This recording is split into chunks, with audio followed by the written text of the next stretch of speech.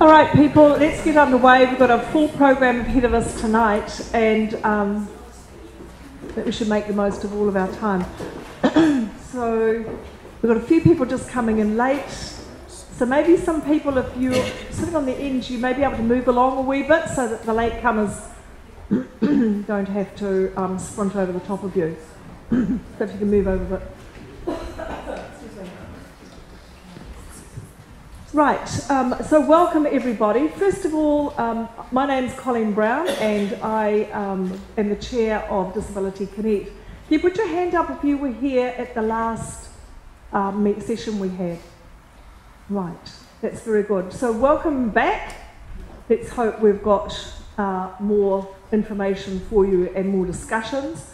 And for those of you who are just joining us tonight, welcome to this venue, and this is an opportunity really to ask all the questions you want to find out about and get to the bottom of. We've got an interesting and really important lineup of people here to listen tonight. So I just want to step back a wee bit. I've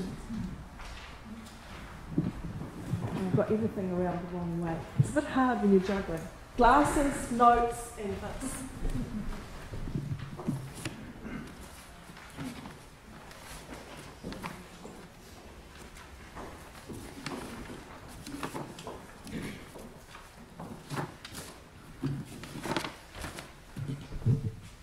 So, just some housekeeping matters first. We are videoing it, like we did last time, so if anybody has got a problem with being on a video, can you let Lisa, who's down the front here, Lisa, can you stand up please? This is the wonderful Lisa Martin, who is the CEO of Disability Connect. So if you prefer not to be on video, show them to the entire world, talk to Lisa at the end of it. So we've got a number of professionals here tonight, which I think is really important for our conversation that we're having. So when I call your name out, I'm sorry, you're going to have to stand up, and so everybody knows who you are. So Helen, you're first. Sorry, it's Helen down the front from MSD. Helen Smith, the Assistant Service Centre Manager. James, sitting beside her, James Chamberlain, Regional Training Coordinator. And Vaughan Dodd, up the front here. Thank you, Vaughan, Regional Disability Advisor. We use Vaughan's brains a lot when we're running our seminars. He's an invaluable asset in the disability sector. Taikura Trust, we've got Sonia down the back. Fantastic. And I think you've got Marlo. Wonderful. Hi, Marlo. Do we have anyone here from Housing New Zealand? Oh, wonderful. Sorry, didn't catch your name. Anna. Anna? Thank you. Wonderful.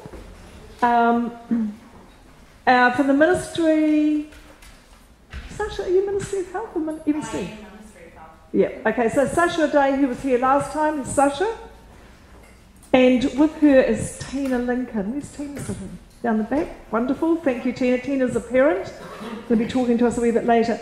Up the front, over here we have Amanda Bleckman from the Ministry of Health here in Auckland. Murray Penman, Ministry of Health here in Auckland. We've got Lisa down the front here. Angela from Disability Connect. I saw Angela come in. Yes, Angela, one of our staff members. Osaka are here. Thank you. I have my board members here. We have Tim Sutton. These are all parents, all working in the disability sector. Noel Morrison, he came to our AGM and next minute he knows he's on the board. We're so persuasive. Vasantha Nadu, where is Heather? Where's Heather? Heather's down the back. Here's Heather. Heather Nadu. And who else? Is there anybody else? Oh! And of course, we have the wonderful Robin Hoffman. Robin, up the back, from Disability Connect. So yes, I've covered it all. Okay, so that's quite a fantastic team of people here. And you'll see we've got posters up around the side, so it is going to be interactive. There's going to be a bit of talking, but there's going to be some interaction. So for those people who were here last time, and for those people who are new, I just want to recap a little bit about that last meeting. We had 97 parents turn up at the last meeting, some of them with their spouses, some brought their adult, dependent, disabled people and their families. And we had a huge range of post-it notes that went up all over the place. And some key messages came from those meetings. Key messages and concerns about individualised funding, about housing, about how to get started, taking that first step, about the rural needs versus urban needs. And most importantly, I think, was who looks after my disabled son or daughter when I'm not here. And we had two very brave parents who stood up and said, actually, I'm not asking family members to look after, in one case a son, in one case a daughter. They've actually done it for a long time now, and the kind of term natural supports doesn't go down too well. And so it was quite a tough evening, actually, for those of you who've been here, who were here that night. It was an evening of sharing, but also of a lot of unanswered questions. What have we done since then? We've had ongoing discussions with the Ministry of Health, with Sasha. I've sent a letter to the Minister of Disability, Nikki Wagner. I think you've got a copy of it on your handouts. I asked to meet with her. She declined at this point in time. I did an interview on National Radio with Catherine Ryan. We've done a lot of hard work arranging this meeting tonight. I just want to remind you that Disability Connect is a very small organisation, and we're here for parents, and we've tried very hard to get your key concerns across to all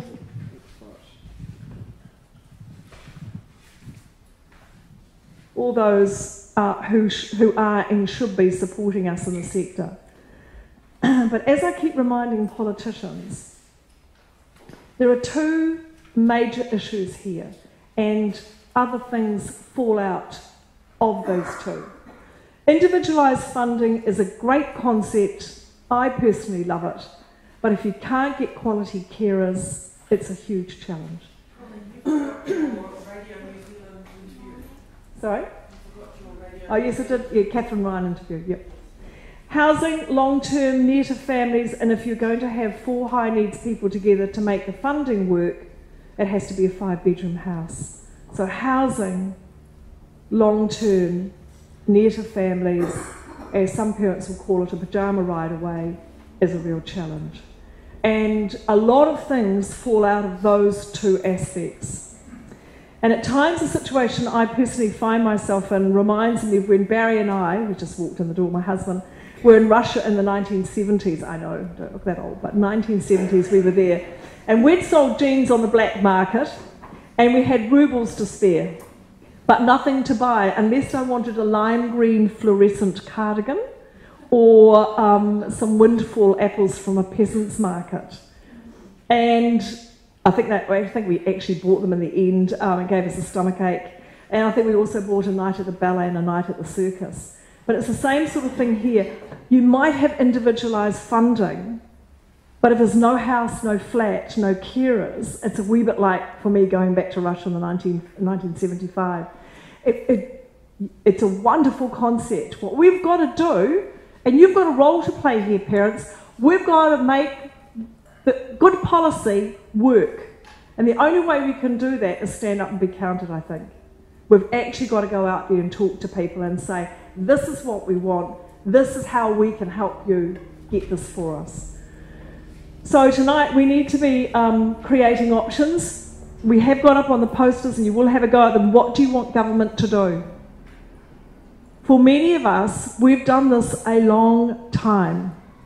As I said to someone the other day, it was 31 years before Barry and I could go on a holiday and not make all the arrangements for people to look after Trav. 31 years. Kind of feel as though I've done my bit, actually. And I think there's lots and lots of, I can see lots of nodding here. And this is what we've done. And we've done it with love, and we've done it because we want to do it. But there has to be other ways that we can achieve good quality support for our young people and older people with no fear that they're going to be worse off. So when we had a meeting with the Ministry of Health, I said I'd always look at the end of a meeting. What do I want you to leave with today? And I want you walking out of here feeling hope. And also feeling a bit of resolve. Actually, you can do this. We can do this together. We can really get out there and we can make a difference, and we can make a difference for our young people. So the conversations, this isn't finished tonight. That's what we do know. This is not finished tonight. Now, we've got some really brave people coming here tonight from the Ministry of Health, MSD, Taikura, Housing New Zealand. And I kind of have the view that you're our mouthpieces too, you're our advocates as well. We need you sitting around tables saying, actually, how would that work for disabled people? What can we do for disabled people and their families? Because there's some really good policy, and together, all of these agencies have got to work, not in silos, but across. So, let's get on with the fun.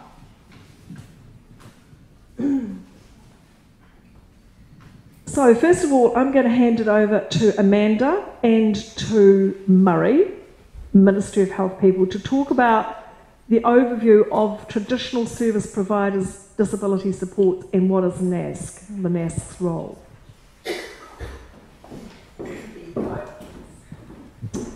Hi, thanks for coming tonight. We thought from the last session that some people didn't have a good understanding of what services are funded through disability support.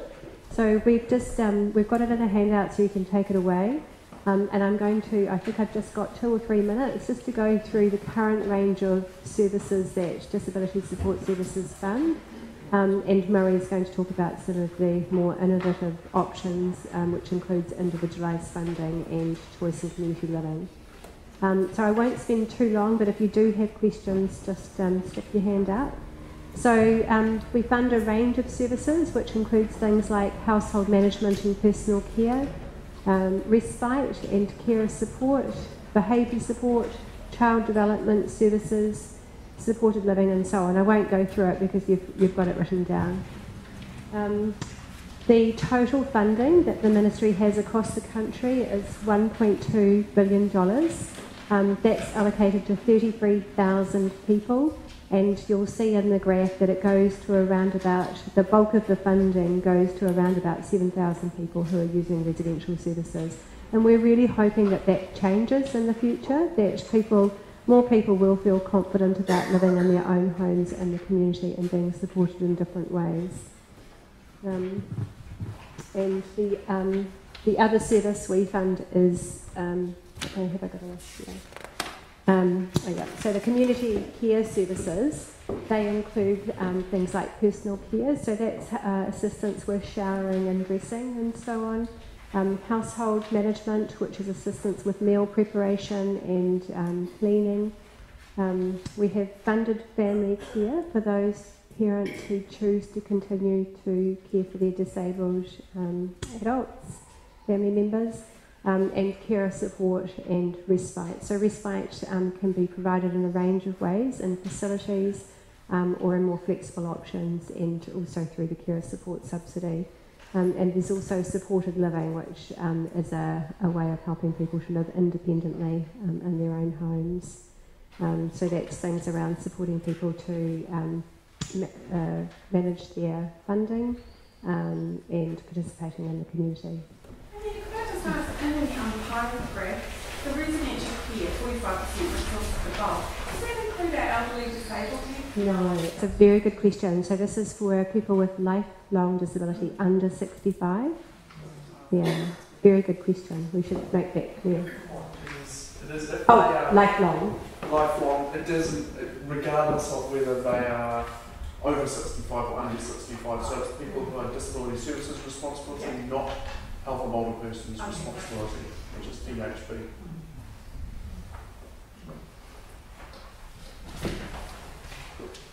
And then, so then there's community residential services, so that's the group home type arrangements, and that is often where the provider will own or rent the home and employ the support workers.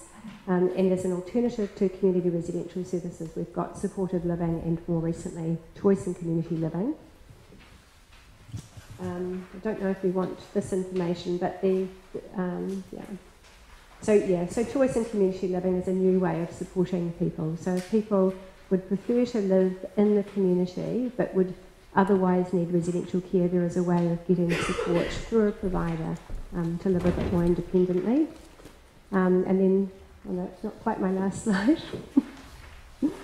We have behaviour support services, and that is a service that's available across the country. We're trying very hard for that service to be involved early and to have a focus on early intervention. And so that service is to help where somebody might have challenging behaviour, to try and reduce, to work with families and the person to reduce challenging behaviour.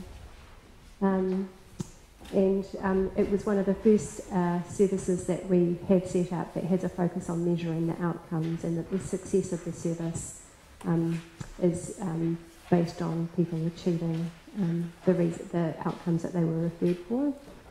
And then we have the NASC, the Needs Assessment Service Coordination Services. And for Auckland, the NASC is Taikura Trust, and so the NASC does an assessment and will allocate support services. There are 15 NASCs across the country, and they will help identify needs and goals and then allocate the supports or services. So it's a little bit more about NASC and NASC process. So the first part of the NASC process, because this is one thing that we heard last time, is some people didn't understand what the NASC process actually was. So the process is people are referred, they can be self-referred, it can be through a GP, it can be through hospital services, they can be referred through a number of different agencies to the NASC. They do an assessment to work out what are their needs and their goals, to look at their goals, what do they want in life. Then they work with the person to identify a range of different options to support the person. So there could be things in the community, it could be helping someone become more independent, so supported living could help with that. And then the NASC would ask, depending on what the service options are, do you want to manage that yourself, or do you want that managed by a provider? So if it's you're managing it by yourself, there's things like individualised funding are available. Particularly in Auckland, individualised funding is available. And then at the end of that process comes a referral to a provider, either a contracted provider or a host provider, or a range of other different options. So I wanted to talk about some of the new things that we're doing. Some of them aren't that new. The likes of individualised funding has been around for quite a while. Was started a long time before we actually started a formal program. Individualised funding actually existed through a whole lot of ad hoc programs. The idea behind individualised funding is that people have a personal budget. And that's the idea behind a range of different things like choice and community living. The idea is people have a personal budget and they access the amount of support that they require to be able to manage that budget. Whether that is they manage it themselves, which is individualised funding, or a provider helps them with that. And that's choice and community living within the current available system. So I want to go through individualised funding. That was one area that a lot of people said they actually don't know what individualised funding is, or what you can do with individualised funding, how it's managed, what are the responsibilities, how do I get to it.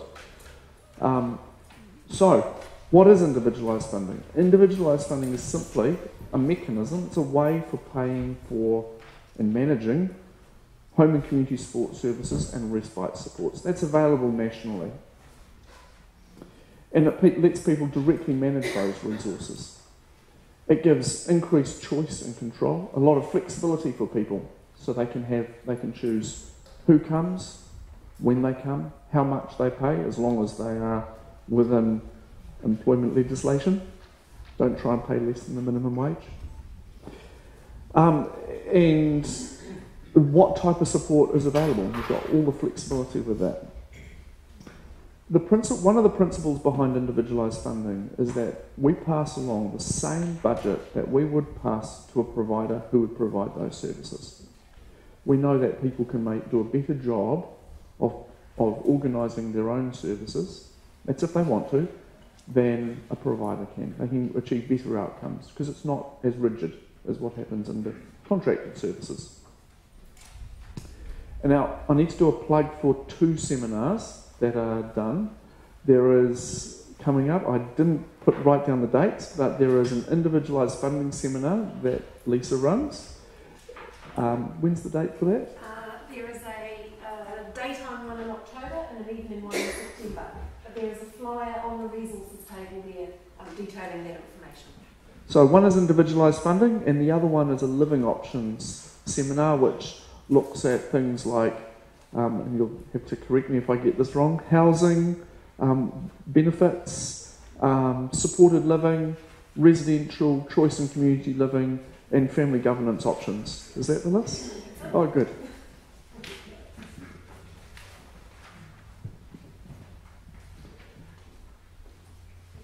So people under individualised funding are employing their own supports. One of the hard things people say is, and definitely we hear this, is how do we find appropriate support workers? And that is, I have to say, that is difficult. I can't say any more than that. That's difficult. There are ways. There is the MyCare website that can help people find support workers. And there's a number of other different options. I know people who use student job search to find support workers, or some people network with parents. Host organisations, I'll talk a bit more about host organisations. Host organisations can also sometimes help with finding appropriate support workers and give people ideas of how to find them. So there's a few things that people are responsible for in individualised funding. There's an overall responsibility where they have to manage the budget. They're responsible for managing the budget. And they're responsible for the quality of the support and who is providing that support. However, it's a big however, a number of people choose to make it easy for themselves. They choose to make it easy by employing or purchasing support from someone who can employ support workers or coordinate supports. They still have all of the choices, but they have chosen to find someone who can do that for them. Or they can, the most common thing is people have payroll support. So that's where most often a host provider organises and does all the payroll. So all you have to do is work out how much you want the person to be paid, submit timesheets, and the host generally takes care of all of the things that go along with payroll. So that's things like taxes and making sure people get paid correctly and helping you with budgeting. So there's a number of things that they can help with to make it easy. And it does sound hard to begin with, but if you talk to a host, there are ways of making it easy. And I know there is at least one here in the room. So Jeanette is here. Are there any other people from hosts here? No. So Jeanette just put up her hand. Can you just, so people can see? Jeanette, and if you want to talk about individualised funding more, go talk to Jeanette.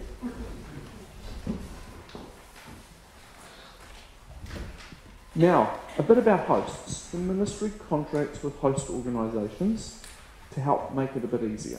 Their job, a host organisation, is to do some coaching, run an invoicing system, because we've got to have some way of having the money go between the Ministry of Health and where the money needs to go, and a bit of monitoring. The coaching is mainly set-up coaching, and there's a bit of ongoing coaching, and that helps people develop a service plan, helps people understand some of their responsibilities. So if they're going to be an employer, what does that mean? Hosts do help with a whole lot of other different things. So we pay, the ministry pays for outside someone's budget, the ministry pays for basic host services. If someone wants more, like payroll support, then the person negotiates that with the host. Each host has different, what was a loud shout? A different range of services that they can do. And there are 6 host organisations in the Auckland region. And again, if you want more, come to the individualised funding seminar later on in October. Choice in community living.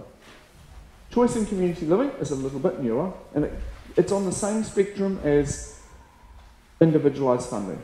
The person has a budget, and they want, or they need to access that, or they would like to access the amount of support they require to be able to manage that budget.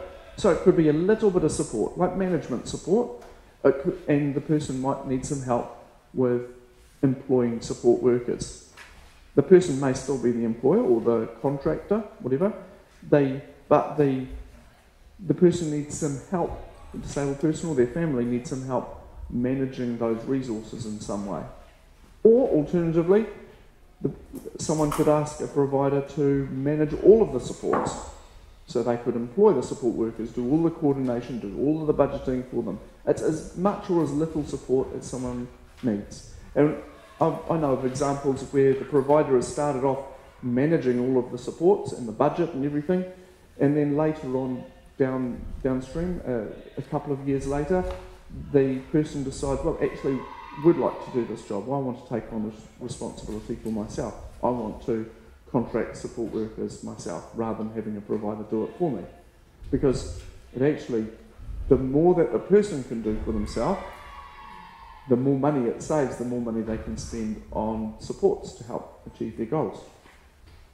So choice in community living is an option, it's an alternative to residential services, and it allows people more choice and control over where they live. Now, one of the hard things is housing. Under choice in community living, people own the house or they rent the house, one or the other. It's very different from residential services. In residential services, usually the provider owns the house or rents the house for the person, and the person doesn't have their own tenancy agreement. It's actually quite empowering when the person has their own tenancy agreement and can choose who comes into the home, when they come into the home, or if they don't come into the home.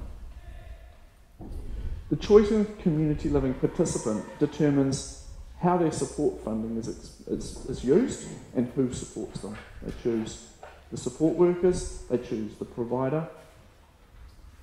It usually involves more intensive support than supported living. And this is quite important. If someone's moving out of home into the community or moving out of residential, it often needs more support at the beginning to get things set up and running. So that there can be a range of different things set up there. It could be help with tenancy agreements, potentially. It could be going alongside them to wins, potentially. There's a number of different things that could happen under there. It could get them set up in their daily routines. And that's a lot more than is normally provided in supported living. Choice in community living, it's not bound by a strict, the provider must do this at this time. It's bound by what the person and the family agree with the provider. The money is the person's, and the person chooses how they're supported. One of the key things, we've got choice in community living in Auckland and in Waikato, and we've got choice in community living more recently in Hutt and Otago, Southland area. One of the key things we told providers, we had to keep on hammering this into the provider, that the funding belongs to the person, it doesn't belong to the provider. And I think they've got it. I hope they've got it. And that the person actually sets the rules, not the funder and not the provider. And that's key. And another key thing is that the person needs to be supported to make informed choices. And it has to be informed choices about where they live, who they live with, and how they are supported. And plans need to be put in place that enhance independence and skills over time. Also, we say that the arrangement needs to be affordable for all parties. And again, just like individualised funding, we pass across the same type of budget that we would pass to a provider for disability supports. Now, how does choice in community living work? What happens is that If a disabled person and their family is interested in choice and community living, the person is assessed for choice and community living eligibility by their NAS. Now, at this point in time, it's limited to those people who would be going into residential, so it's as an alternative to residential services, people who are coming out of residential services, or people who've got a very high package. And if you want to know more about that, talk to Taikura Trust. The NAS works with the person intensively to work out what the person wants to achieve with the funded supports and determines an annual budget. So there's an annual budget to work within, and we call that a personal budget. The person chooses a provider and they draw up what they call a support agreement, and that says who is responsible for what. So what is the person responsible for? What's the family responsible for? What's the provider responsible for? Now, the family may not be responsible for anything in that, so it could be what is the person responsible for and what is the provider responsible for. I can remember a conversation that came across my desk when a family said to us, the room is not being tidied. I thought the provider had to tidy the room. And the provider came back and said, no, well, actually, the person's having a great life. They're living with university students. They're living a life like any other university student. The family weren't quite happy that there were pizza boxes and beer cartons around. But the person was having a great life.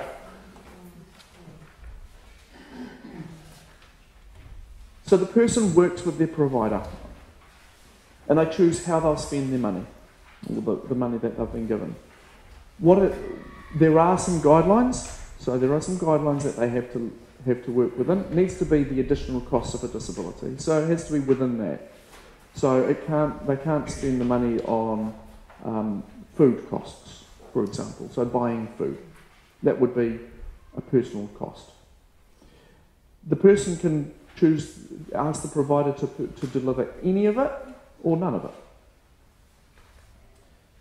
And there's a couple of things I've got here that people need to consider. Again, I'll just remind, housing, and there's a change in duty of care. So that change of duty of care, it's quite different from where someone's in a residential service. It could be what the provider is doing is quite different.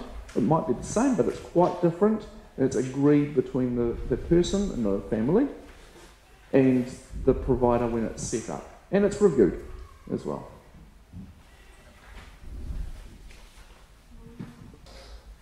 Now, I also wanted to talk a bit, before we go on a bit further and before the second half, I want to talk a bit about the future. A little bit about the future. You will have heard about enhanced individualised funding, and potentially. And I get questions about when is it coming to Auckland, or when is it coming to Wellington, or when is it coming to any particular region. We do intend to expand some of these flexible models to give more flexibility than just home and community sport services. Part of that is we are working on that as part of the co-design process, as part of system transformation that Sasha will talk about a bit later, and some of the things that get developed in system transformation will be able to expand out through the country, and Sasha will be able to tell you more about that later on. And if there's any questions. Are any of these funding facilities means tested? Pardon? Means tested. Means tested. No. The household stuff is means tested. Household management. Yeah. An allocation of household management is means tested, yes. But the rest is not means tested. Yes? Question about these assessments. So I'm just accompanying my mum and her disabled child, my sister. And earlier this year, she applied for residential care, but the Taikura Trust needs assessor declined it, and they actually recommended supported living. Despite the fact that the GPs, psychiatrists and other specialists actually recommended residential care. Because my sister looks her disabilities look very minor when you actually just first meet her. But it's actually the more profound, and it's something that you actually have to spend quite a long time with her to feel her actual needs. And so, is there any way of actually repeal that kind of decision? The first thing you can do is go back to Taikura and talk to them about that. We did. Yeah. We've got a couple of people from Taikura who you can talk to here as well. Marlon would be the right person to talk to. Yeah, if you can talk to Marlon about that, please. Thank you. So it is possible to actually repeal Yes. the Yes, it is. Could you sort of repeat the question or question? Oh, sorry. She was, her sister was declined for residential supports, and she was wondering if there is an ability to appeal that. And so, in the first instance, we need to go back to Taikura, and I suggested having a discussion with Marlon about that process. And just for interest, what happens if they still decline? Who else can you go? If you've got a problem with Taikura Trust. If you've got a problem with Taikura Trust, you can come to the Ministry of Health. Our email addresses are here, but there is also disability@moh.govt.nz if you email that. Or you can go to Disability Connect. There is a relationship manager for Taikura Trust within the Ministry of Health. I'm responsible for individualised funding and home and community support services, not home and community support services, individualised funding, enhanced individualised funding, and a number of other bits and pieces. So I'd forward it on to the right person if it came to me, but I'm not the most direct route. Yeah. So yes, you can come to the Ministry of Health. Is this an appropriate type of proceedings to put a question to the housing person? Sorry? You're the director here. More Ministry of Housing. Are you okay? Are you okay about us? What we were going to do, Angela, is put people into groups in a wee while. Thanks. What we were going to do is actually put people in groups in a wee while, and we've got work and income, or MSD here, we've got Taikura, we've got Ministry of Health, and we've got one poor person from Housing New Zealand. But it's really trying to get across some of the principles and some of the concerns, and so we've got these little stations up, and I think that's what we were going to do, is merge that at that time, weren't we, Lisa and Sasha? Yeah. So if you come out, say in a few minutes, we'll come over here and have work and income issues, things that you would like, and discuss it with people, but you can put post-its up there. Same with, say, Taikura Trust and one person from Housing New Zealand over here. So we can actually focus a little bit, and then we've got Ministry of Health people here. But you had a particular question. Sorry, I don't put you on the spot. Hi, sorry. Just, listening to Murray talk, and the fact that obviously community in Auckland and Auckland housing is such a huge issue for everybody. Just sort of thinking the options of either renting or owning the house that our disabled person lives in. It's really hard to rent in the private sector, and often people don't want disabled people as their tenants. Goodness knows why, because I think they're amazing tenants. All of them are key parties and everything with them. So just sort of asking, because I know a lot of the families we work with really struggle with housing and getting housing under Housing New Zealand. There doesn't seem to be any particular acknowledgement of disabled people and their long-term need for supported housing, because they're not necessarily going to recover from their disability and get a big job at any stage. And just sort of thinking about that, because I know Housing New Zealand, because there's such a shortage of it, they look at, well, does the person have a safe place to live at the moment? And of course, for most of our wonderful family members, that is luckily the case. But the reality is, we don't want them living with us when we're 18. We might not be here. So I guess just sort of pointing out, is there something that's been in the sort of thinking around housing that our family members might be safe with us and they have a place to be, but it's not appropriate for them to be with us forever? They can apply. They can come to us in many forms with the applicant or another agency. But the assessment is done by MSD. Okay. Just one thing. maybe that's, we can put all four of you together, because I think it is a big issue. Anna, do you want to talk a bit more? Yeah, so the assessment. Can you hear me? Oh, yeah. The assessment is done by MSD, and then in line with their priority, they come over to our site.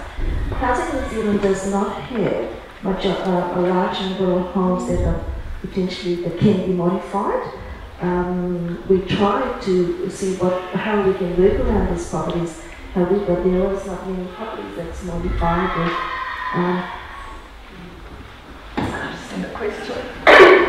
In my case, it wouldn't be a home that needs to be modified. And that's fine. That's fine, yeah. But it doesn't mean that's perfectly fine. We will house you. Should we sit just maybe we just have a little conversation about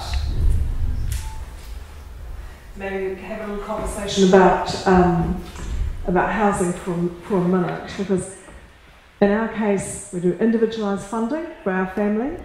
In order to make it work, as Murray said, you can actually buy and purchase more bits off your provider, but it means you've got actually less money in the pot.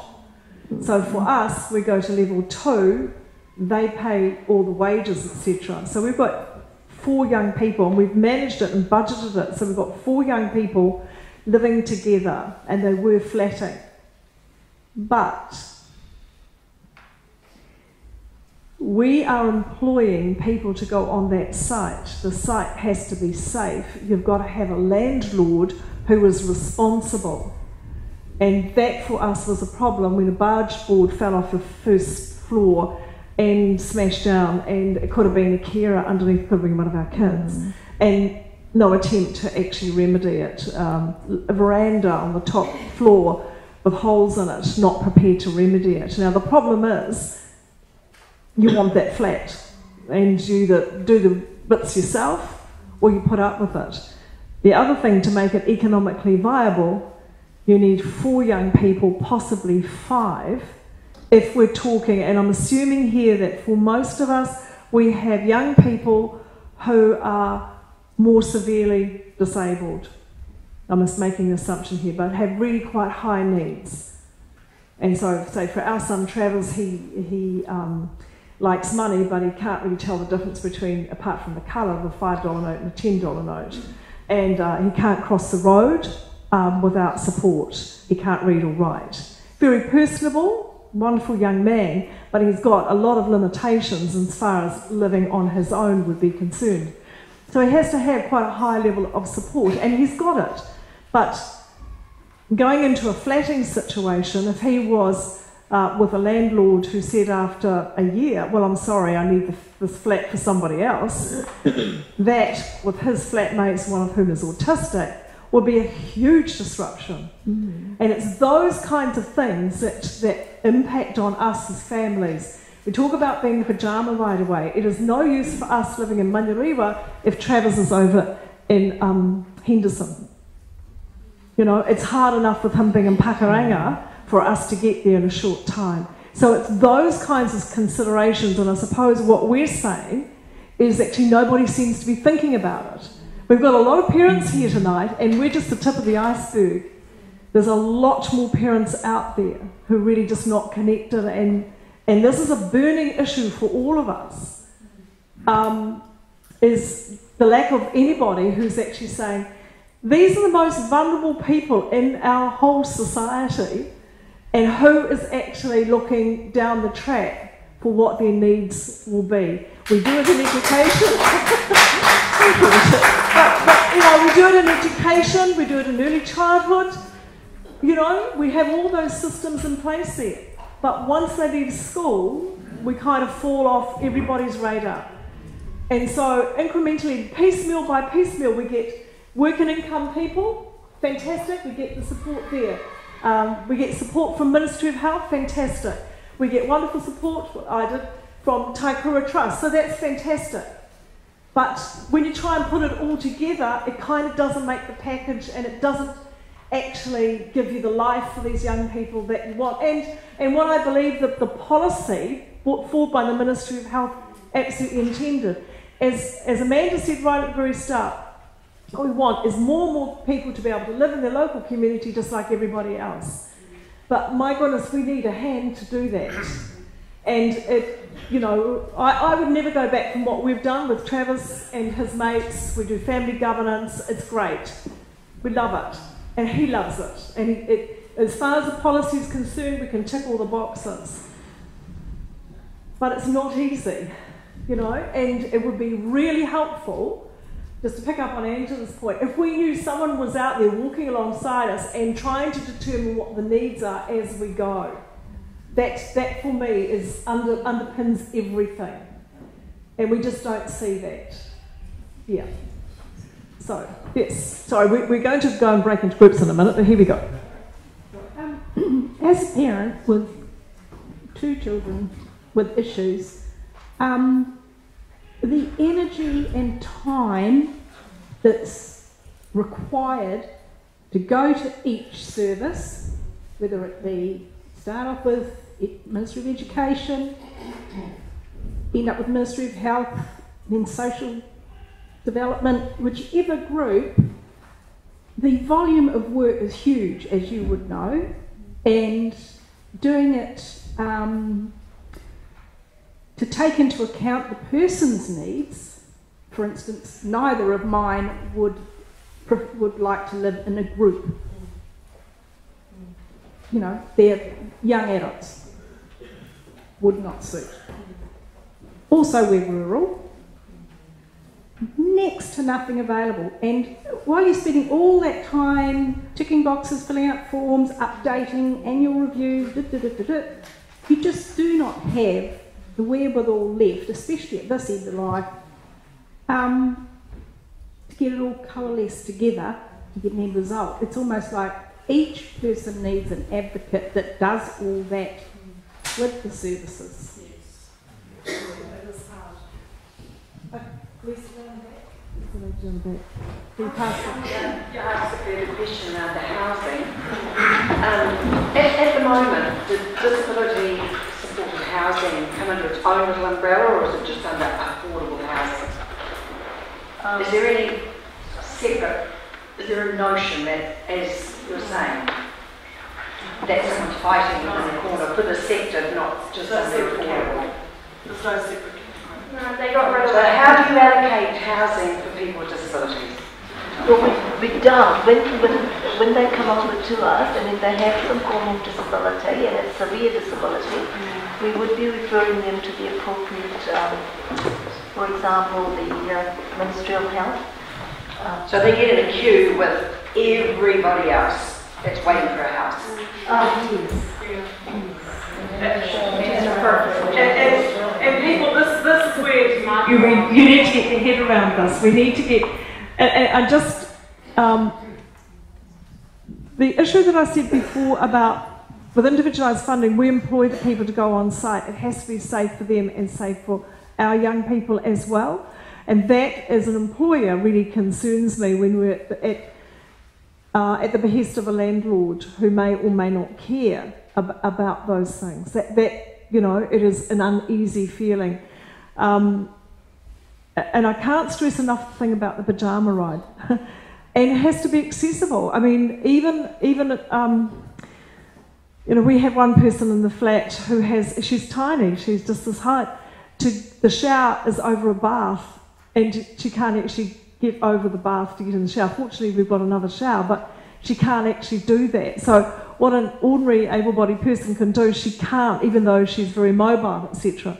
So it is those kinds of things we actually need some really high-level, I hate to use that word, high-level thinking about. We need people up here thinking about how are we going to manage this, because we know in the Auckland region we have literally hundreds of young people living at home who could be living in the community, say, with proper support. And so obviously Housing New Zealand Work and Income MSD has got a really important role in how that can happen, possibly. Now I had a couple other questions, then we're going to split you up.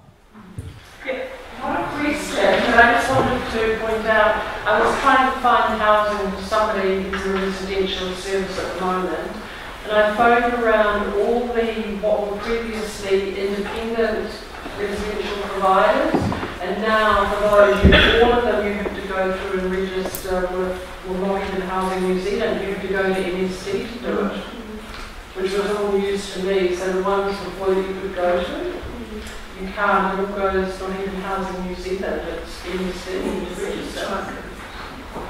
Ladies back? Yep. So I live in a Housing New Zealand house. I have a severely disabled 23-year-old daughter, and the house has been modified for her, bathroom, doorways. We've lived there 10 years. She's non-verbal, she can't use her hands. I'm her legal guardian and her agent for everything. My concern is that if something happened to me, if I had a car accident and I was taken out, she can't hold the tenancy because she can't speak for herself. She won't have a immediate guardian. People now, if the tenancy holder passes away, the family get kicked out of the house. So I could see that she would end up just getting put anywhere in residential care wherever there was a bed available, or in a rest home, because she needs hospital level care if she's medically fragile.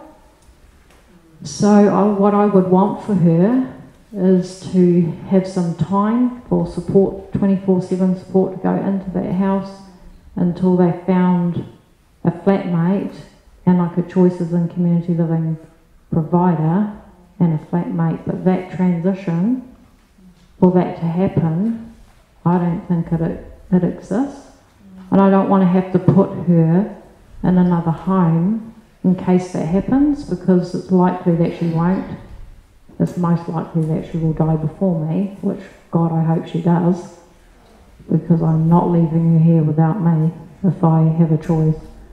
And I openly say that. I hope I know when I'm going so I can do something about it.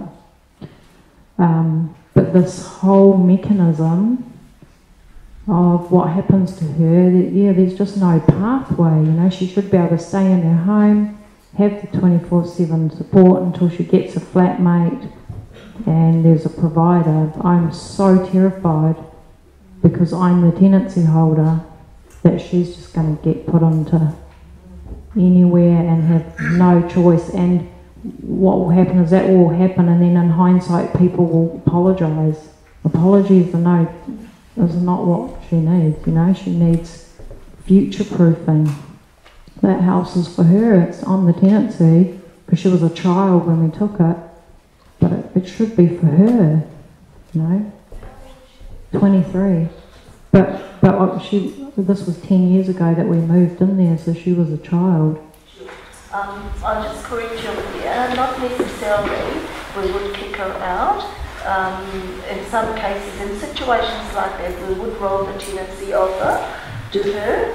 But she's not verbal, so how does she may have to have some sort of support advocate. Like on the legal guardian, you can only have one. So where does that go? Does it occur that steps on? Well, someone will have to, but we can roll the tenancy, and each case is based on its own individual merits. So, yeah, we wouldn't, in a case like that, to tell you, to answer your question, we will roll the tenancy over. I'd like to see Ministry of Health, Taikura and Housing working together to keep her safe and secure, because it's just that transition. She would need another high package. That night, there's no doubt about it, I accept it. But it needs some time for that to happen. And I don't want to put her in another home, because I love being around her and being able to support her as much as I can. Just because in case. I think you raised some really important points, which actually leads us into that next phase of our time tonight. And I think this is right. I've got this right, Lisa, correct me if I'm wrong, but we're going to put some small groups. I don't know whether someone from Work and Income could go over to that station with maybe the person from Housing New Zealand. We've got 2 Work and Income people here, over there, and I don't know whether Taikura and Ministry of Health want to go over where Lisa is. So just can you just go to an area where you actually want to ask some questions of people, or you've actually asked your question? Can you write it on a piece of paper so we can actually, we've got post-it notes at every station, and we're only going to give you 10 or 15 minutes because we're running slightly behind time, but hold on to the questions that you've been asking. So Housing New Zealand over here with one work and income person, 2 work and income people down here, Ministry of Health person here, along with Taikura Trust. Okay, thank you. You only got about 10 minutes, people.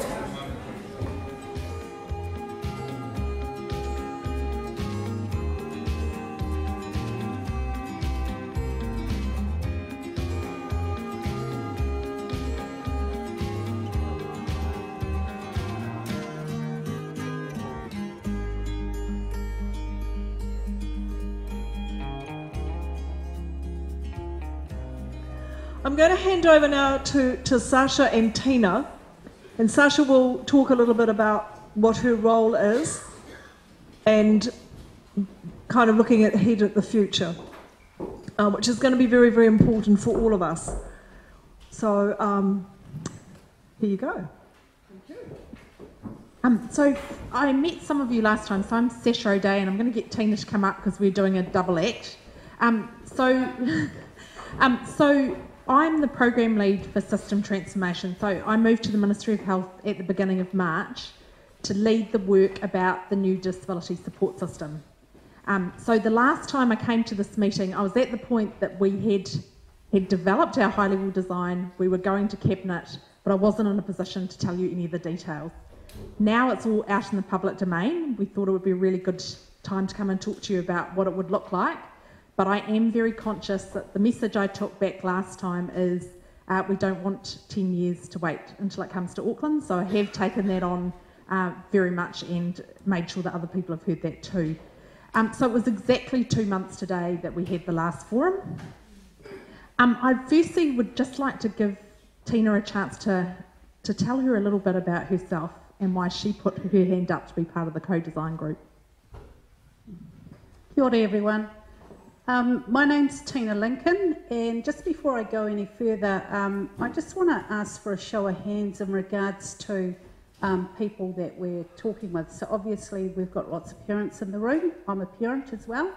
So I just wanted to know, could I have a show of hands of anyone supporting someone under the age of 10? Yeah. Thank you. Someone under 20? Thanks. 30? No, 40? Thank you. And 50? Cool. Wow. Okay, that gives me an indication on the age group that we're talking about. So my name's Tina Lincoln. I live in Fielding, and I'm in the region of population of privilege, so I've been told. And my boss made me come on the co-design. Didn't really know what I was getting into, to be quite honest. However, I'm a parent of 3 lovely daughters sometimes, and the 19-year-old has quite a significant disability. I connect with you at the back there. My daughter, the fact that she's still here at 19 years of age is absolutely shocked many professionals, and she has many challenges and many needs. And so I identify with you, so thank you for your story earlier. So yeah, 19 years of age, she's hit the 18-year-old mark. I just also want to acknowledge everyone that's put in some groundwork prior to us, those that have passed, that have been battlers. And I think right here, right now, with the co-design, we're at a really good opportunity where we can make change.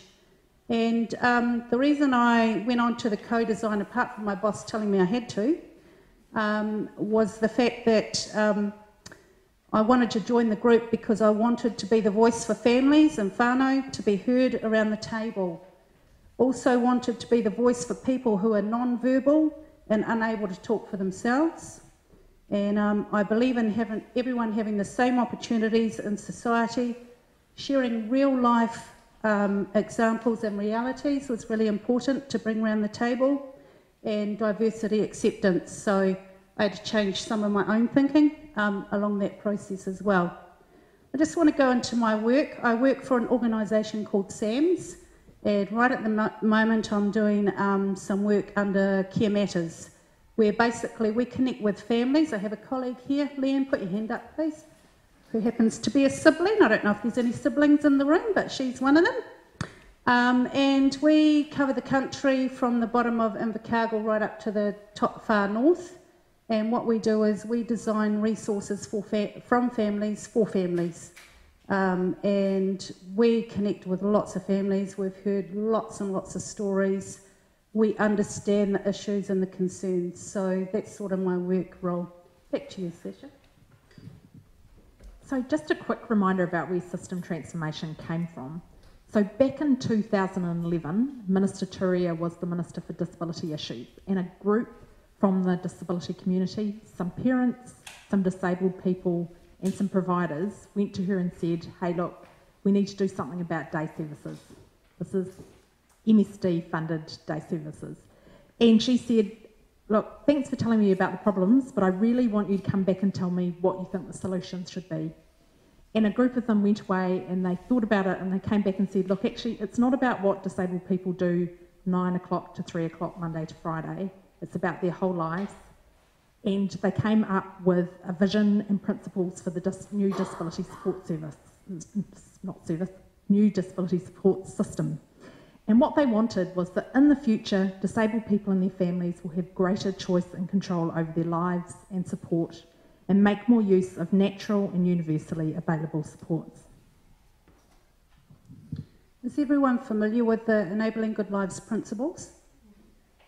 Yeah? Do you want me to read them out? Just as a bit of an overview. So these are the principles. Self-determination. Disabled people are able to have control of their lives. For those that are non-verbal, I always have to put that in there. Families will be heavily involved, or whoever that support person may be. Beginning early, invest in families and whānau to support them, to be aspirational for their disabled child, to build community and natural supports, and to support disabled children to become independent rather than waiting for a crisis before support's available. And how many times have we seen that? Person-centred, it's about the person. Ordinary life outcomes, it's about people having the same ordinary life as anyone else. Mainstream first, disabled people are supported to access mainstream, should they choose, before specialist disability services. Mana enhancing, the abilities and contributions of disabled people and their families are recognised and respected. Easy to use, I like easy to use, that's the way I roll. And relationship building, supports build relationships and strengthen relationships between disabled people, their whānau and community.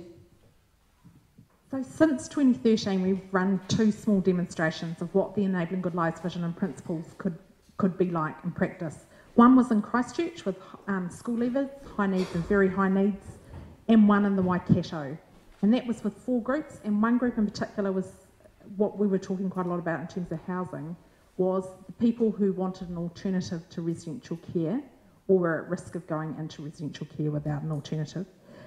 Families with children with disabilities, Māori, and people who needed a little bit more additional support to get into work. In March 2017, the government agreed to a 3-month co-design process with the disability sector to develop the high-level design for a new disability support system. And at the beginning of that process, we were given some instructions or parameters around what to do. So it had to be based on the EGL vision and principles. We needed to learn not just from the 2 demonstrations, but about what was happening overseas and what's happening in New Zealand. There have been a lot of innovations and different things tried by government, but also by family organisations, by providers, by different individuals around the country. We got agreement to start nationwide transformation in mid-central around Palmerston North. We've talked a lot about social investment, and that is underpinning quite a bit of the thinking in Enabling Good Lives, but there's never been an explicit social investment approach when we're thinking about if you invested early, how would you get better outcomes for people? Transforming the existing system. So to date, everything we've done has been an add-on rather than actually changing the way that the system operates. And so as a result, we've had layers upon layers. It needed to be cross-government. And so this is another theme that came up earlier. We needed it to be something where you went to one place rather than having to go from agency to agency. And we had one constraint, only one constraint, where the Minister said it needs to work within a capped amount of funding. It might not be the capped amount of funding we've got now, but we still need the system to work within a fixed dollar amount. So we brought together a group of people who had different experiences, expertise and networks. As disabled people, there were 5 disabled people on the co-design process, 2 family representatives including Tina, 2 people from providers, 1, and I sort of feel for the Housing New Zealand person, Anna, Scott was our one solitary NASC person, and I think for him, he must have felt quite alone at times during the process. There were 2 of us from the Ministry of Health, me and Tony Atkinson, and Georgina Muir, who was from the Ministry of Social Development. We also brought in some design expertise to help us, and that's actually, they came from Think Place, and they had very little exposure to the disability sector before working with us, and they've said it's one of the projects that's changed the way they think more than anything else they've done, and they've certainly learnt a lot about how to become more accessible for everybody.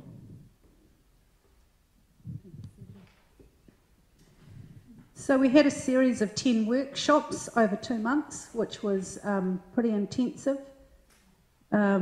We created an honourable space where all views were listened to and examined, and that took 2 or 3 sessions before we got to that space. We were all sussing one another out and deciding whether we trusted these officials or whether they had a hidden agenda. However, we got there, and I think we all still talk to one another, so that's pretty cool. We all participated in examining research from the past, and discussions were constructive where the outcomes were decided, what we would take through to the new system and what we would dump. And that was really cool to be able to have those discussions. So one of the papers, or 2 of the papers I looked at, was the Christchurch demonstration, and that was really cool to be able to look at that.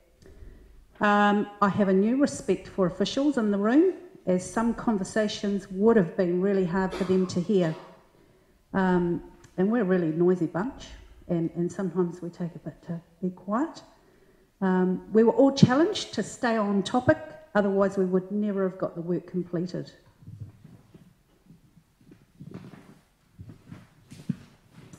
I found the co-design process challenging, creative, forward-thinking, challenged some of my own preconceived ideas. I didn't know I had any, but I did.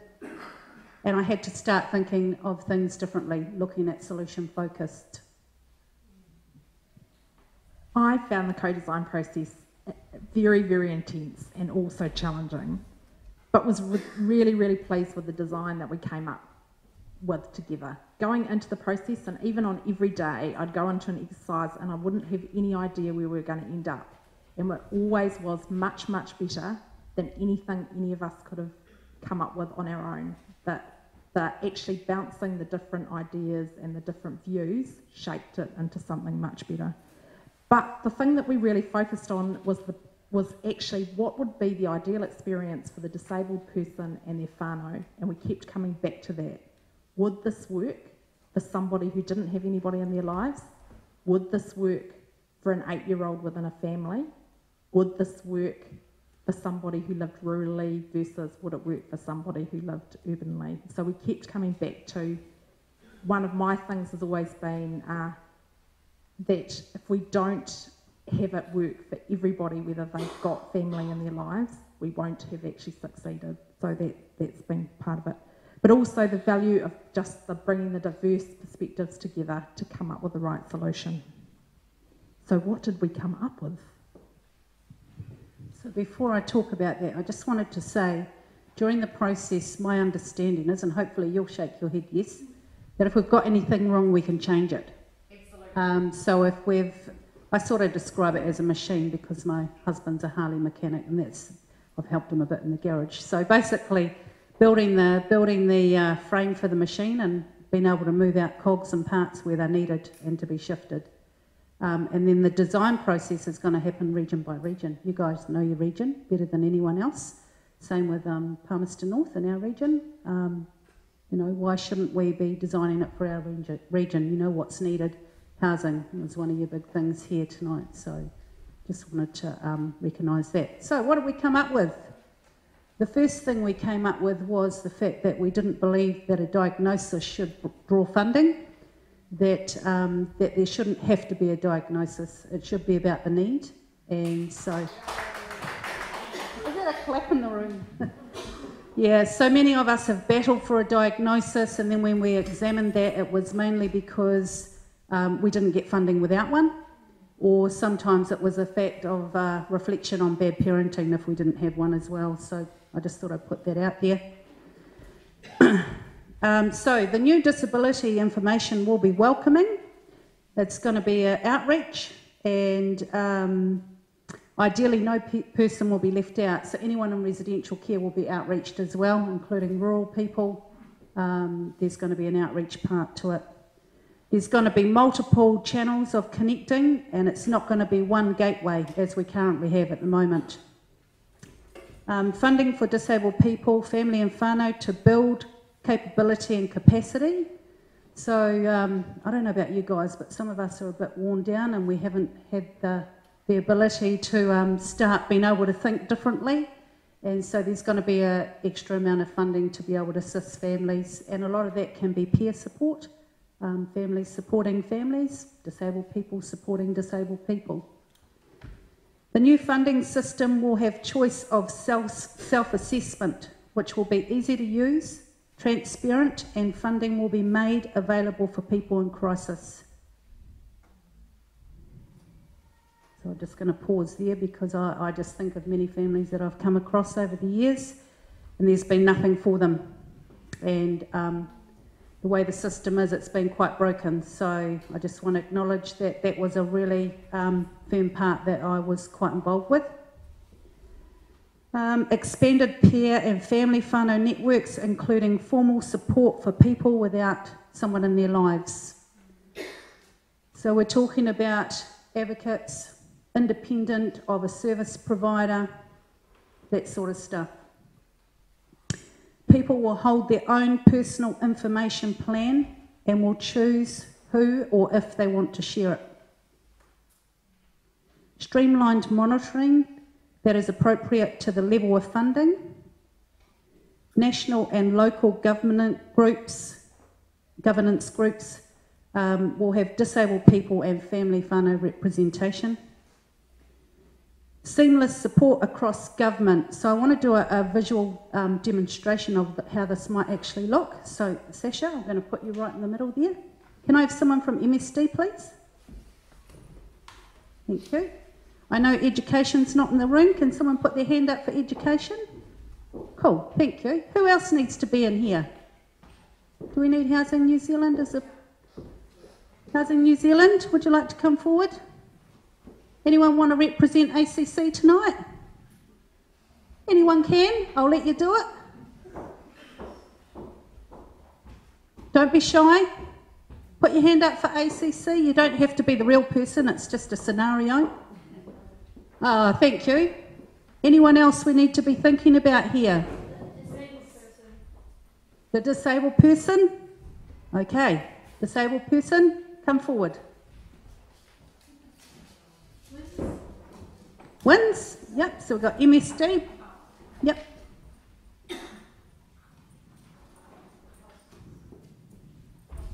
Thank you. I'm going to put you in the middle, and I want you all to circle her and hold hands.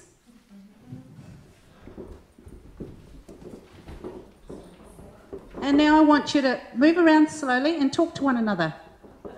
You're controlling the circle, by the way. You can say stop at any time. Thank you, everyone. Right, you can sit down now. So that's what we call our silo busting. So part of the EGL demonstration and the new transformation is about silo busting, and it's going to be something you won't see on the outside. It's going to happen in the back end, so it's going to be done for you. One of the other things is we're talking about a connector or tuhono, and that's about someone walking alongside families if they choose, and they will be independent of anyone else, so they're not going to work for an agency as such. So there's now lots of information available about the high-level design, but as Tina said, it's only the high-level design and we might not have got it all right. So the next stage, we're going out, and at the moment we're about to invite people to join working groups. For each part of the demonstration, we're putting together working groups that have at least a third disabled people and no more than a third people from agencies, and the balance can be from families and providers. And the idea is that we know that not everybody can take the time to be face-to-face in a working group, but we're going to have people on working groups that will require about 3 to 5 days worth of attendance in the next 3 months. And there will also be virtual testing groups, and anybody can put their hand up to be on any virtual testing group, and you can then receive the information and provide feedback as and when you can. So I'm being videoed on Wednesday about that, and that will be up on our website probably Thursday, and we will be looking for as many people who want to be involved, because that was one of the pieces of feedback I know from the last while. It was really good to have the 13 of us working together. There were a lot of other people who wanted to provide feedback and be part of it, and so this is our way of enabling that to happen. And the idea is that we will have something up and running in Mid-Central on the 1st of July 2018, but we're also working on get that right as quickly as possible, and as Tina said, part of that is saying what bits are about the region versus what bits are nationally consistent. And so one of the things at the moment is people say if you go to different parts of the country you get a different experience, and some of that's good, and some of it we actually need people to know that they will get the same amount of funding wherever they are in the country. And so we have to get the national balance right, nationally consistent, and what needs to be put in place regionally. Also, we need to make sure that we've thought about all of the choices and options that people want. So the system is about providing the framework, but it needs to be able to meet the needs of the range of diversity that we've got in the disabled people in whānau in New Zealand.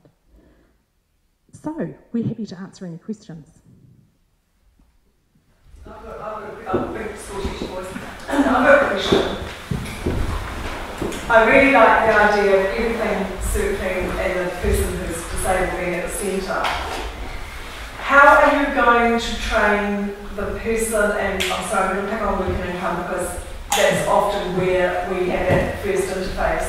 How are they going to be trained so that when somebody walks in, say child disability allowance or asking about supported living allowance, that they will understand those principles?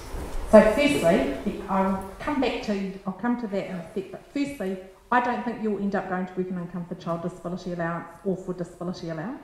So one of the first questions we're going through at the moment is to say, what is the scope of funding that comes into the new system? And so we're asking questions about what is disability, specialist disability support across government. Second question, does it need to be next to the universal service? So probably the biggest, most complicated question, and the one where there are the most opinions, is education. So would we be better to take out learning support and put it into the new system, or to keep it close to schools? So that's the kind of question we're asking. So firstly, should it come into the system? And then secondly, if it comes into the lead agency in the new system, should it go into people's individual personal budgets, or should it still be purchased centrally?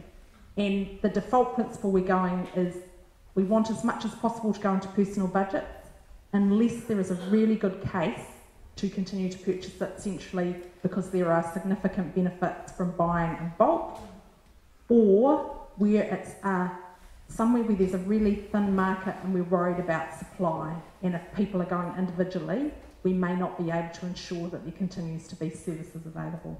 So can you explain that, how that might look for a person sitting here now? Because it's a, so I need child disability allowance. So I'm either supporting someone who's under the, K-3, and so I need child disability allowance. What would happen? What would that? So it wouldn't be I need a child disability allowance. It'd be I need support.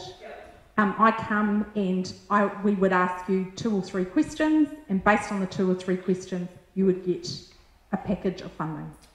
And then you would have options about what you could do with that funding. So it's another form of individualised funding? It's slightly different to individualised funding in that it's a personal allocation across government rather than being individualised funding is currently one. So what you're saying is... And we're expecting it to get less wrong. And said, oh, this is my son Caden, and I've heard that there's a child disability allowance, and say, we have a new plan. Yes. And not only are we looking at some care for when other people look after Caden, but what about early childhood education that is attended now? And what about, so you give the whole picture, the whole child, and then you look at what can we do across, is that what you're saying? That's correct, but it would be also in terms of like early childhood education, it would be, so the government, so our silo busting role, which we're calling a government connector, would behind the scenes make sure that you're getting everything you're entitled to from work and income that isn't a disability thing. So for example, your family might be eligible for accommodation supplement. Are we making sure that that's being accessed? Secondly, you're at the stage that your child's getting to the age that they'd be going to early childhood education. Who's the person that we put you in touch in your area who can tell you what support's available for them? And thirdly, there are always going to be things where there's probably joint funding across systems. So not across agencies, but across systems. I'm a disabled person and then I have an injury. It's partly paid by ACC. The government connector would sort that out behind the scenes without the disabled person and family having to be involved. So would it be like when your child went to school that you would have funding pool that you'd go to school and say, this is my child's funding pool, they clearly need some teacher aid support, how are you going to purchase this? Is that what we're doing? So on that particular one, because I genuinely do not know yet what's going to happen with learning support, but that idea of you've got a funding allocation for disability support, you've got options, here's the information about some of the things you might want to do. You might want to go and talk to other families about what they're doing as well. But yes, having the options to be able to use that funding how you wanted to. Some of the families I work with would really struggle to do this sort of thing without support. And lots of support. And that's what the EGL Connector role is about. So people can choose to have someone to walk alongside them, to support them, to think about what they want out of their lives, for them as a family and for their child. Where did you find all those people? So part of that is actually some of the people who are really good to do this are people who have got lived experience as a family member or disabled people. So that's one of the things we will be looking for, people who have actually understanding and empathy and lots of skills. So yes, that is finding really good people is going to be one of the things that we need to work through. I'm sure there's lots of questions flowing here. Yeah, thanks. In my experience and several of my support people experience, families that is, we found that GPs don't know anything. And that's always been the first port of call when you've got a concern with your child. You go to your GP. What do we do about this child? Where do we go next? So that's that's one of the tricky things. So when we get down, so we've got the high level design, now we're getting into the specific, how do you actually make some of these things work? And one of the things we're working through specifically in Mid-Central at the moment is how do we get, when somebody first gets a diagnosis or first doesn't need to be gets a diagnosis, but there's a need for support. how do we make sure that information gets to us so that we can follow up with people and say, hey, now might not be the right time to talk to us, but when you're ready, we're here and here are the range of ways you can get in touch with us. So we are working on that specifically in terms of GPs, specialists, workforce, but also one of the other things we want to change is disability's gone through cycles, and a while ago people wanted to have really empowering language, and so they changed names of things like NEST to different, or even Enabling Good Lives is a good example. It's a really good positive thing, but when somebody doesn't know anything about it and they're looking for where do you go to find disability information, you don't think Enabling Good Lives. And so part of it is how we can make it really easy for people to find the information.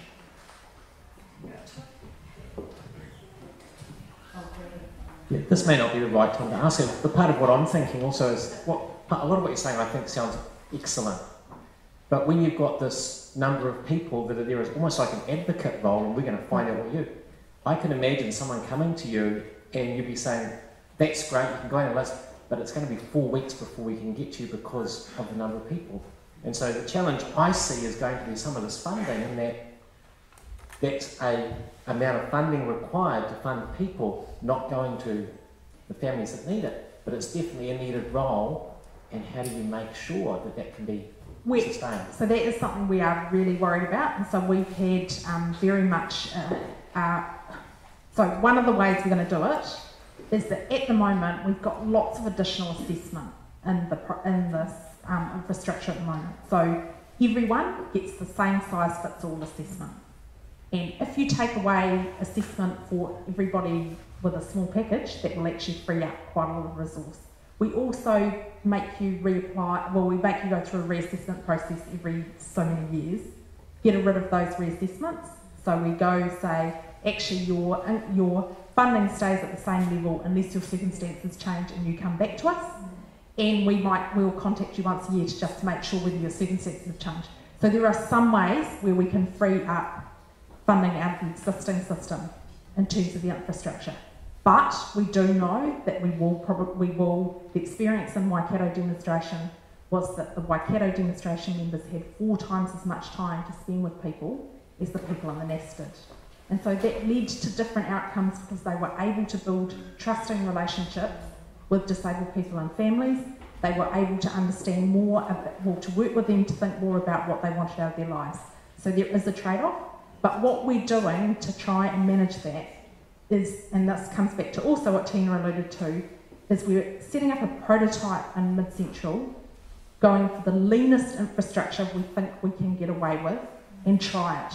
And we'll work out based on caseloads and, because I think, nests were originally set up with a bigger, with some similar kind of goals, but they didn't have the resources to be able to do some of this. So we do have to balance it out. And if we spend the time up front with people to support them to think about what they want to do, we will probably save money in the long term for everybody and significantly improve outcomes for disabled people and families. Just going back to talking about young people, say the early childhood, and then are you saying that Oars will be part of this package, or is that separate to it? So again, we're going through the process at the moment to think about what comes into the lead agency, and one of the questions is around Oars funding. So at this stage, I can't answer that question, but we're considering it. So Oars is definitely specialist disability support, and we're looking at, does it make sense for that to come into the lead agency or to stay with the universal service? Just behind you here.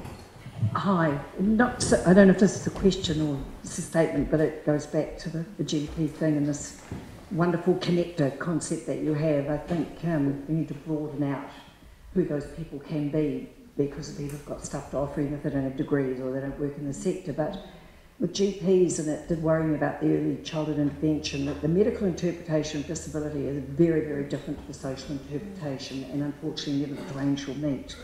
And the whole diagnosis issue and then looking after the needs, I think that really somehow has to be addressed, because the first thing we do get is health right from birth, in my case, and just throwing at diagnoses which just builds fear and unknown. So that person can get involved at that point. I think parent to parent have a great concept around that support, but yeah, perhaps opening up who these people could be. They don't have to be in your sector specifically. Managers, you need to know, I don't want to minimise it, but perhaps a little bit about everything, but you don't have to be specialists in everything because there are specialists. You just have to get the best team. I think, but the assessment process is an interesting one to think about ongoing. I'd absolutely 100% acknowledge it. One of the things that we've thought about in terms of the team is it needs to look like the population that it's serving. So we need to think about ethnicity, we need to think about having a range of people with different skills. So one of the real challenges is that people only want to talk to one person, which is part of the EGL Connector role. It is probably not possible to say your EGL Connector will be with you for 60 years. But the parent is. So it's how do we support that process too and make sure we hand over and empower, and that's absolutely probably the biggest thing out of this is actually that the power stays with the disabled person and family, not with the system. Okay, Angela. Angela, just wait for. And my concern would also be these wonderful people who we all know are out there, because we've all had some people like this in our lives, which is great. But we need to make sure they're cared for. Like, what's their accountability? Because you all know the ministries like boxes ticked and things, which is great. But that's a very hard thing to do when you're working with families and you might not see results in an immediate thing. And also I'd want them to get really good supervision and someone that, you know, because you're talking about them being part of no agency. I'd hate to think they're out there doing this amazing work, but without sort of the guidance and support that would keep them in this job and not burn them out after 3 weeks. So you're talking about the connectors role? Absolutely. And what I would say is put your hand up to be on the working group around EGL connectors, because we're working through that. You know, that's the stuff that we need to work through and say, what does the job description look like? What do the KPIs look like? What kind of support, induction and training do people get? Where do they work? So part of this is we actually want them to be in the community, not sitting necessarily in a building next to a hospital, for example. So where do they actually work? Are they mobile? How do we give them the technology so that they can spend the time with people, not doing administration? Absolutely, the team dynamic. So also you want to have several of them together. One of the questions, and this is one that we will be posing on a website very soon, is what hours do you want these people to be around? So we haven't even, you know, we've got to work through, are they working evenings? Are they working Saturday mornings? What does that look like? So that's the sort of thing we're working through, and we will be looking for people to give us feedback about what they think needs to happen, including down to what kind of training do they need, what kind of supervision, how not everybody can know everything, so how do we make sure that there's enough people who know enough things across the team? It's us last 5 minutes. I've got a question here myself is, okay, we're sitting in Auckland with a lot of parents here who are supporting people probably in their late 20s, 30s. How long are we going to wait till we get something, and what's going to be done in the interim to support people? How are we going to get something between what you're doing, which is really important and I think is very innovative, and where we are now with the agencies that we indeed have to work with to get the kind of outcomes that we really want for our young people, with the young people being in the centre. And, you know, following Ministry of Health policy, getting them out there. A lot of our kids would have been included in their local schools, and so they know their local communities, etc. So in between coming to Auckland and starting the systems transformation process here, how do we survive? How do we actually survive here? So on that, a few things. Firstly, and I'm talking on behalf of the Ministry of Health here, there will be work to keep on improving things alongside system transformation, because people can't wait for some. So we're not just going to stop and do nothing in the Ministry of Health. We're going to continue to improve, and I think Murray sort of started to allude to some of that.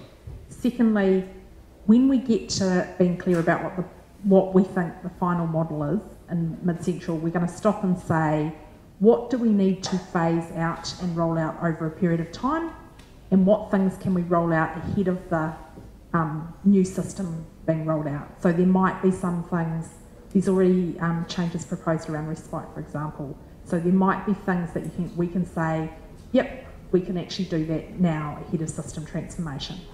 But the other thing, and this is, the more we can get people telling us and giving us feedback now, the better we get the system now, the more we learn about how to roll it out in the best way, the faster we'll be able to roll out across New Zealand.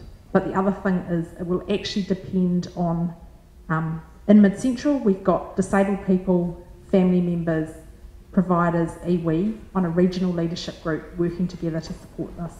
And we will be looking to disabled people and whānau members to be there to help build capacity and capability, but to say, what do you want it to look like when it comes to your region? And we'll start looking at when we need to start doing that here. And that's the sort of thing where people might want to think about what they want to do in the future.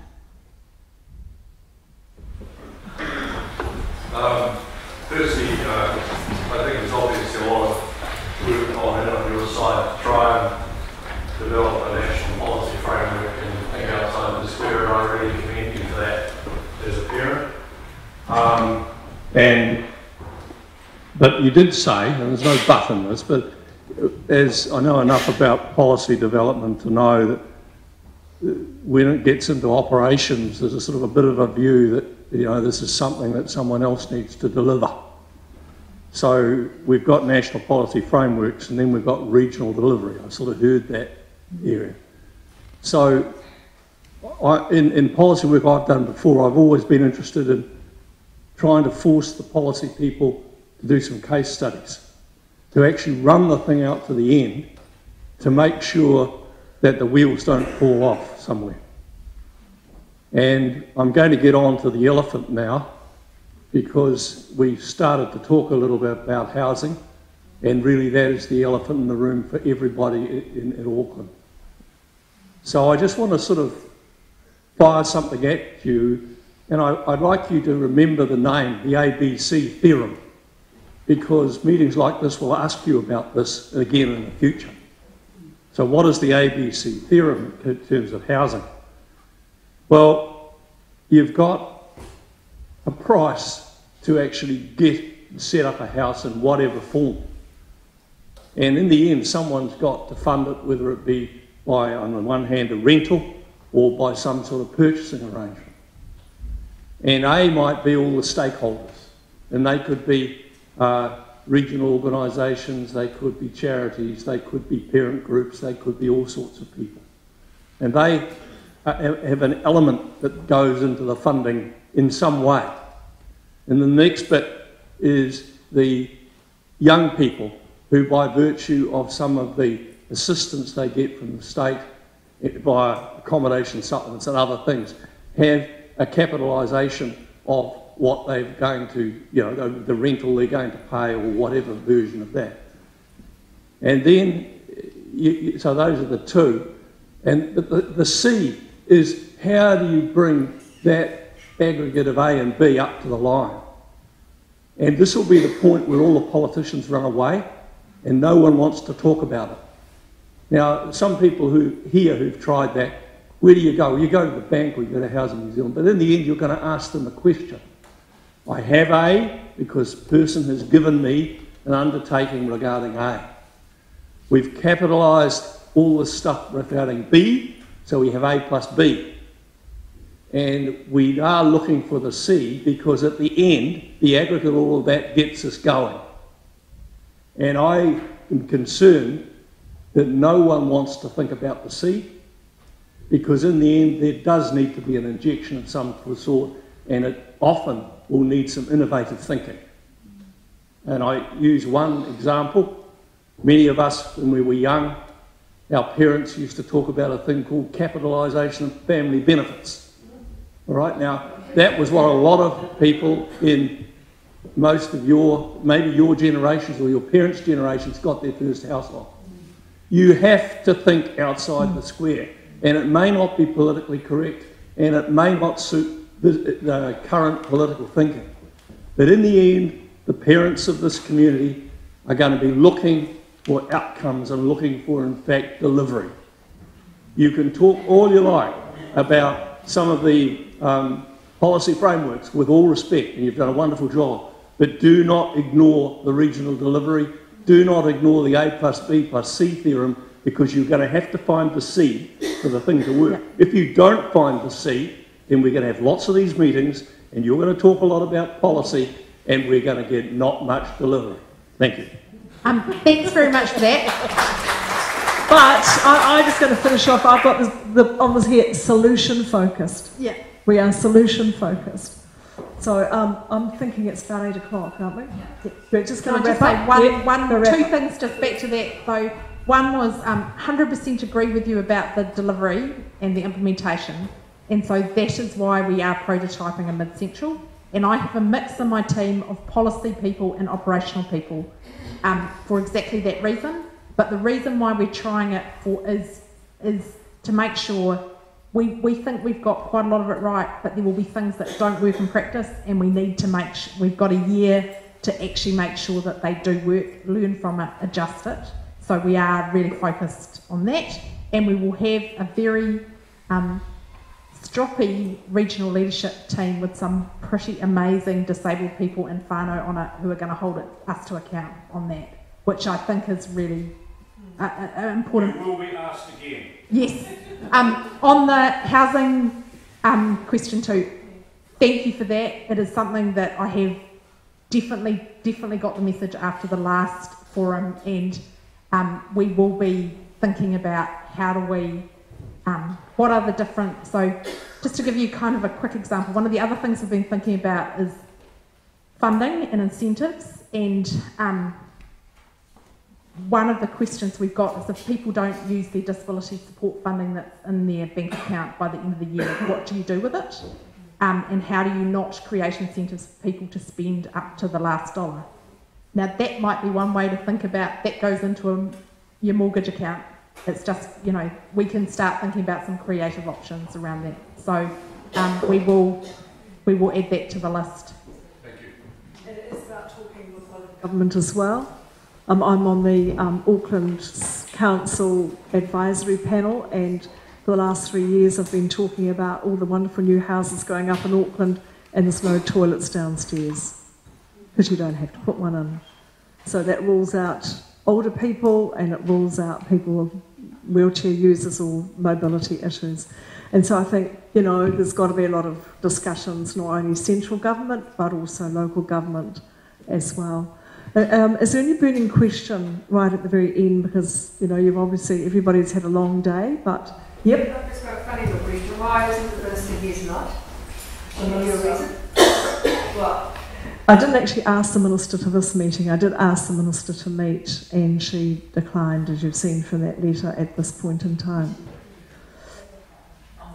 So, you know, after the elections, I mean, it is a tricky time for all politicians, but I think personally I would be asking each and every one of you to look at the billboards around you and go talk to local people standing for Parliament and ask them what they know about this issue and how they may be looking forward to supporting. Because remember, 20%, 25% and an older population. We're, you know, becoming older ourselves, and the population is ageing. This is an issue that's not going to go away. So I think it's a really good question to be asking politicians. Yeah. Now, we may be out of time, but somebody just briefly mentioned respite about 5 or 10 minutes ago.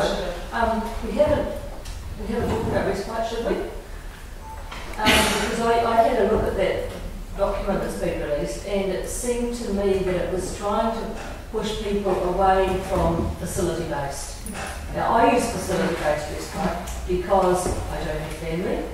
Small family, there's nobody else who can do it, and I don't want somebody coming into my home because respite for me is okay. And this seems to be down to the ground. I'm happy with the booking system. I can change it if I need to. She knows where she's going. I know where she is. It works well with the day program and things like that. So I don't want to start worrying about that as well. So what the disability respite strategy did say was that we wouldn't take away things that were working. So if that's working for you, we have no intention of taking that away. And is it going to be easy for providers to set up or continue to maintain these respite spaces? And that sustainability is one of the areas that the respite strategy needs to focus on, because we've had facility-based respite providers close. So that is an area that we need to look at. What we really want to do through the respite strategy is increase the range of options and make things easier. So rather than just have facility-based respite, we want to increase the range of options. But I'm happy you can contact me, or if you've got specific questions. So we're going to finish up now. If you've got any burning questions, don't forget you can feed them through to us at Disability Connect. I'm assuming we have most people's contacts, Lisa? Yep. I want to thank you for being here tonight, but I especially want to thank Sasha and Tina for sharing the way forward. So you give them a round of applause, please. I want to thank the people from MSD, thank them, and one for Anna from Housing New Zealand. And our Ministry of Health people too, please, thank you.